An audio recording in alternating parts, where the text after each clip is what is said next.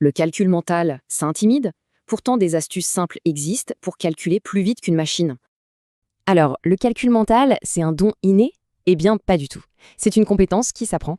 Prenez la méthode Abacus. On imagine un boulier dans sa tête. C'est le secret pour battre une machine.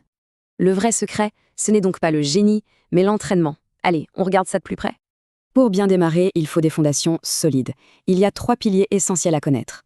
Connaître ces tables, c'est vraiment comme savoir lire. Le cerveau n'a plus à réfléchir, il sait. Au lieu de calculer 93 plus 15 d'un bloc, on décompose. C'est bien plus simple. Et cette astuce marche aussi pour la multiplication. Un calcul complexe devient un vrai jeu d'enfant. Premier raccourci, arrondir. C'est tout bête pour les nombres qui finissent par 8, 9, 1 ou 2. On calcule avec l'arrondi, puis on ajuste le résultat. C'est plus rapide et moins risqué. Attention, voici une astuce géniale pour multiplier n'importe quel nombre à 2 chiffres par 11. Allez, on essaye avec 45. Comment faire 45 fois 11 en, disons, 2 secondes? C'est simple, on prend le 4 et le 5. On les additionne, ça fait 9. Jusque-là, tout va bien.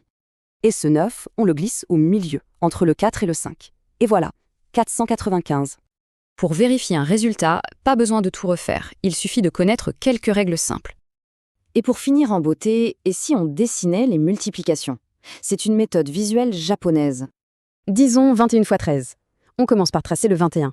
2 lignes pour le 2 et une ligne pour le 1. Ensuite, on vient croiser ces lignes avec celle du 13.